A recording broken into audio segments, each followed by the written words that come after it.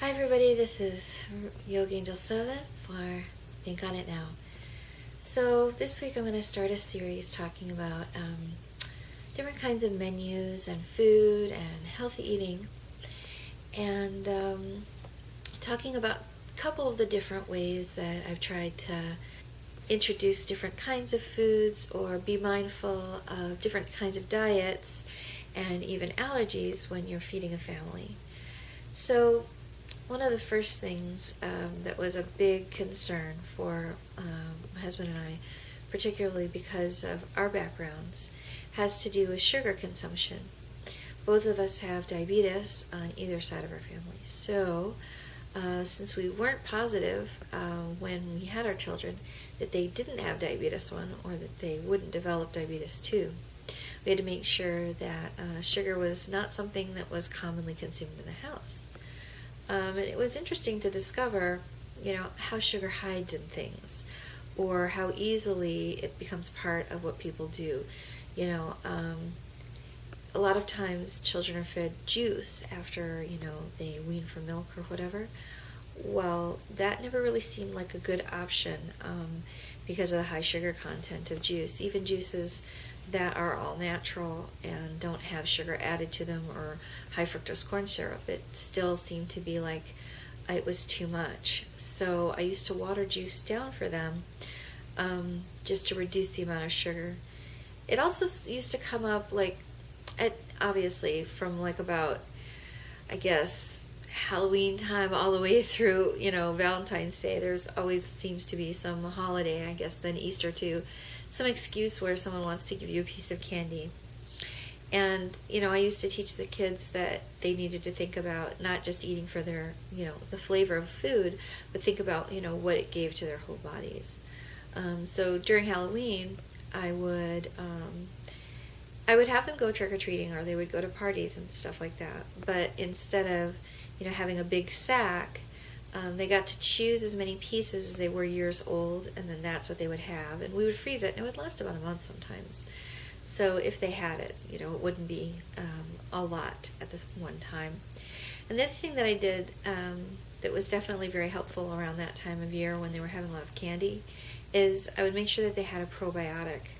And I learned this when I was working at a Whole Foods once, that it seemed to be around 2 weeks after Halloween that a whole bunch of people, and especially children, would be coming in and being very sick. And it came to mind once that I thought of, well, if people are eating a lot of candy around Halloween and they're wiping out all that, balancing gut flora, then it would make sense to me that if you would at least take a probiotic along with it, maybe you'd have less of a chance of it. So I always did that with my kids, and it always worked really well, and they would not get the colds again, so that was nice. Over the years, we did discover that all of us were gluten intolerant, and that was kind of interesting. Gluten, it's kind of a buzzword now. People are really aware of gluten and gluten intolerances. It's hidden in a lot of foods, though, so if you get a lot of processed foods, it's there, especially if you have spices and things. Sometimes they'll say natural flavors, and you don't know that it doesn't have wheat in it. And it's not just wheat that's the issue with gluten. Several other, grains as well, and you can kind of look that up. Dairy was always a problem, definitely for me, and as I've gotten older, sometimes it's still a problem, but definitely not always as bad as it was when I was a kid.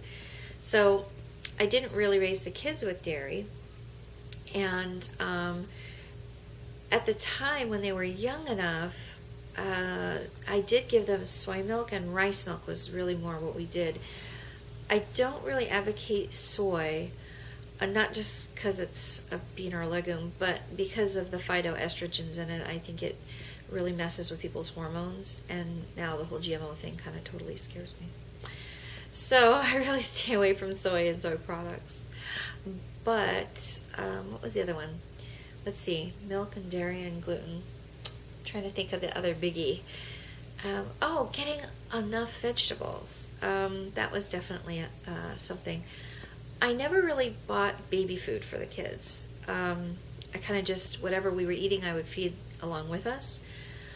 But when I would serve vegetables, I always made sure I didn't overcook them, and I never gave them canned vegetables. And I think that was a reason why they actually grew up liking vegetables and they'll request them, because the flavors are always really bright and flavorful and tasty. So I never made them clean their plates, but I would encourage them to taste things, and even to the point of where I remember Zev really didn't want to eat certain ones, and I would say, well, just try a certain number of bites and, try it each time. And that's actually, as an adult, how I grew to like the taste of beets, which I had never liked growing up. But then I learned it was because I was fed canned beets, and maybe that's again why I don't feed canned vegetables. I just think the tinny flavor of it takes away the good natural flavor.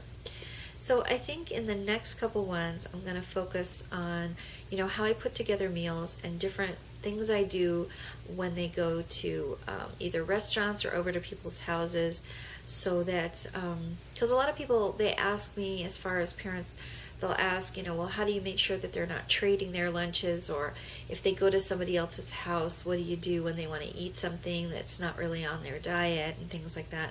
So I think I'll get more into those later. And thanks so much for watching Think on It Now. Hope to give you some more info and tips in the next coming weeks. Take care.